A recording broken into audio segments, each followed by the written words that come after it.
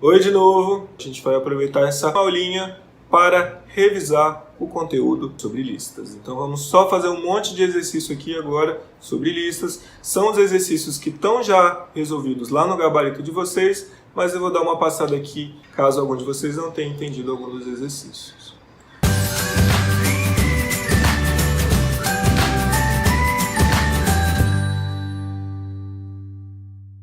Primeiro exercício, faça uma função que crie e retorne uma lista com todos os elementos pares de 1 a 100, porém na ordem regressiva. Quais são os pares? 100, 98, 96, 94, 92 e assim sucessivamente. Só que, obviamente, eu não quero que você faça print 100, print 98, print 96, print 94. Vamos fazer um loop para resolver esse problema. Primeira alternativa, função pares vai fazer um loop que começa de 100 e vai até 1, porque eu disse que era de 1 a 100 na ordem regressiva. Então começa de 100 e vai até 1, decrementando o i. Para cada i, o que eu faço? Eu verifico se i é par. Quando que i é par? Quando o resto da divisão de i por 2 for igual a 0. Se o resto da divisão de i por 2 for 0, i é par, eu imprimo i. Então 100 é par? Sim, vou imprimir o 100. 99 é par? Não, não vou imprimir o 99. 98 é par? Sim. E assim, sucessivamente, consigo imprimir todos os números pares de 1 a 100, só que na ordem regressiva. Só que eu fiz conta à toa aí. Então eu tenho a função embaixo aqui chamada pares2. O que eu vou fazer na pares 2? Eu começo de 100, só que em vez de eu decrementar uma unidade, eu decremento já duas. Então o i que estava em 100, em vez de ir para 99, já vai para 98. Eu não vou precisar verificar se o elemento é par. Eu já vou descendo de 2 em 2, já sei que vão ser todos os pares, e imprimo só os pares, sem ter que fazer o resto da divisão por zero. Só isso. Exercício 2. Faça um procedimento que peça para o usuário digitar 10 números, armazene numa lista a metade de cada um desses 10 números e, no fim, imprima esses caras. Então, a função metade começa com uma lista vazia, a lista na qual eu vou inserir os elementos. Faço um loop que vai repetir 10 vezes o quê? Peço para o usuário digitar um número, transformo para inteiro, já que eu vou dividir por 2, divido por 2 e dou append na lista. Eu vou ter uma lista com a metade de todos os 10 números que o usuário digitou. No fim, para cada elemento da lista, print elemento. O 3 é muito fácil também. Faça uma função que peça para o usuário digitar n números e retorne uma lista com esses n números. É muito fácil, mas é muito útil. Você pode usar isso muitas vezes ainda na vida e nos trabalhos que vão vir aí para frente. Então o que eu faço? Crio uma lista vazia, vou ter um loop que vai repetir n vezes o quê? O usuário digita um número, transforma para inteiro, adiciona na lista, retorna a lista no final. Molezinha. Número 4, ocorrências. Dado uma lista L e um elemento, verifique quantas vezes esse elemento ocorre dentro da lista L. Então, para cada elemento da lista, se o elemento for igual àquele que eu recebi, eu adiciono 1 numa variável que vai contar o número de ocorrências e essa variável tem que começar zerada. Terminei a função, qual é o resultado? O resultado é essa variável que conta o número de ocorrências.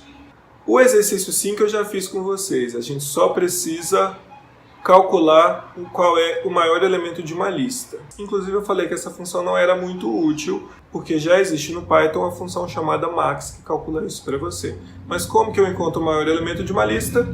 Suponho a princípio que o maior elemento da lista é o cara que está na posição 0, e para cada um dos elementos da lista, se o elemento for maior do que o que eu achava ser o maior até então, eu substituo o maior elemento da lista, no final retorno ele. Exercício número 6 é parecido com o 5, mas é diferente. Dado uma lista, retorne a posição onde se encontra o maior elemento da lista. Em vez de considerar que o maior elemento a princípio é o 0, eu digo que a princípio o maior elemento está na posição 0. Então, para cada i, que vão ser todos os índices de todos os elementos da lista, se o elemento na posição i for maior do que o elemento que está na posição onde eu achava estar o maior, o que eu faço? Atualizo a posição onde está o maior elemento. A posição do maior elemento recebe i. Quando eu terminar o loop, retorno essa posição que vai ter o maior elemento da lista. Dada uma lista, inverta a ordem dos elementos. Eu simplesmente vou fazer um loop percorrendo a metade dos elementos da lista, fazendo a troca, aquela função que a gente já fez algumas vezes, trocando o i pelo cara que está na posição lengl menos i menos 1. Vamos pensar o seguinte, o primeiro cara da lista, que é o cara que está na posição 0, tem que ser trocado com quem? Com lengl? Não, com lengl menos 1, que é a última posição possível da lista. O cara que está na posição 1 tem que ser trocado com lengl menos 2. O cara que está na posição 2 tem que ser trocado com lengl menos 3. Então, 0, lengl menos 1. 1, lengl menos 2. 2, lengl menos 3. E assim sucessivamente. Então, para cada elemento de 0 até metade da lista, troco o elemento da posição i com o elemento na posição lengl menos 1, porque não vai até o último, menos i, ok? Por que até metade? Porque se eu troco 0 com lengl menos 1 e depois troco leng 1 com 0 e depois troco de novo o cara que está na posição lengl menos 1 com a posição 0, destroquei, não adiantou nada. Fibonacci, esse exercício é famosíssimo. A sequência de Fibonacci é composta pelos números 1, 1, 2, 3, 5, 8, 13 e assim sucessivamente. Vocês podem reparar que cada elemento ele é a soma dos dois anteriores. Só que nos dois primeiros casos, o 1 e o 1, eles não são formados pela soma dos dois anteriores. Por quê? Porque eu não tenho dois anteriores para somar. Então essa função considera que os dois primeiros elementos são 1 e todos os demais elementos são formados pela soma dos dois anteriores. Então vamos lá. Se n é igual a 1, eu vou retornar uma lista que só tem o 1. Se o n é igual a 2, eu vou retornar uma lista que tem dois elementos, 1,1.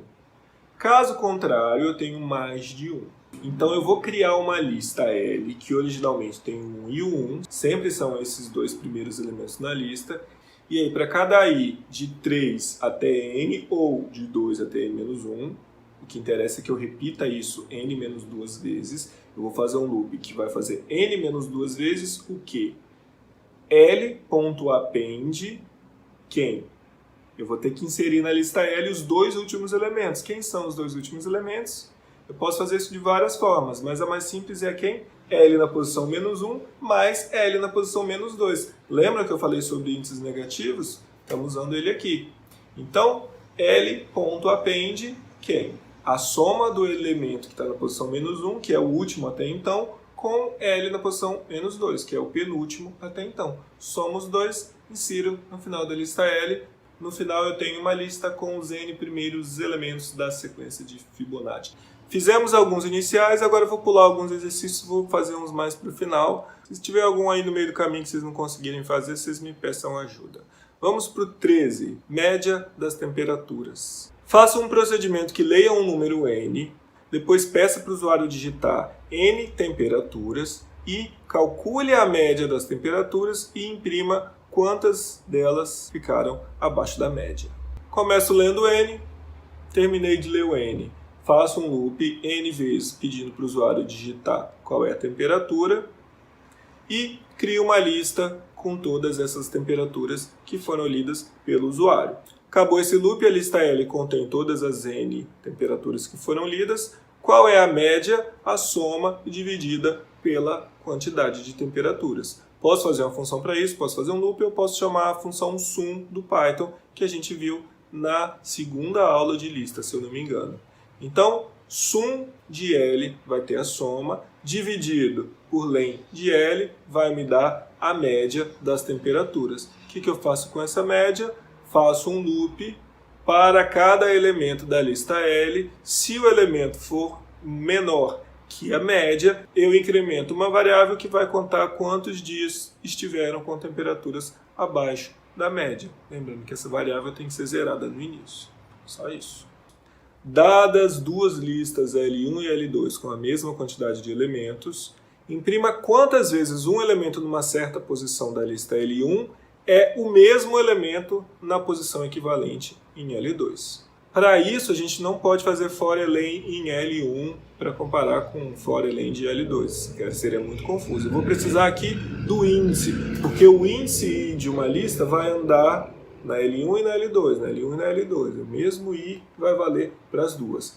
Então, para cada I possível, que vai de 0 até o tamanho da lista menos 1, se L1 na posição I for igual a L2 na posição I, incremento uma variável que vai conter a quantidade de elementos que estão iguais nas mesmas posições em ambas as listas. Salário. Faça um procedimento que receba N e leia nome e salário de N funcionários de uma empresa e imprima o nome de todos os funcionários que têm salário acima da média, os ricões. Então, eu vou ter aqui duas listas, uma lista de nomes e uma lista de salários, ok? Então, eu faço um loop que vai repetir N vezes. O que eu faço? N vezes, leio o nome, insiro na lista de nomes, leio o salário, insiro na lista de salários. Então, eu vou ter sempre duas listas, nome, salário, nome, salário. O nome na posição 0 ganha o salário na posição 0. O nome na posição I tem o salário na posição I. Então, eles são equivalentes ali.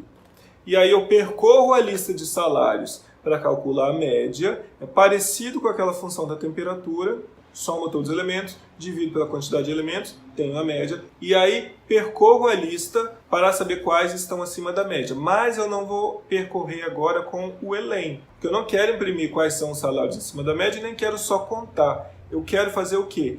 Para cada I, que é a posição de um determinado funcionário que está com salário acima da média, o que eu vou fazer? Eu vou imprimir a lista de nomes nessa mesma posição I. Eu vou imprimir o nome de cada funcionário que está com salário acima da média. Para isso eu preciso do I, porque o I da lista de salários equivale ao I da lista de nomes. Então é isso. Tudo bem? Então tchau.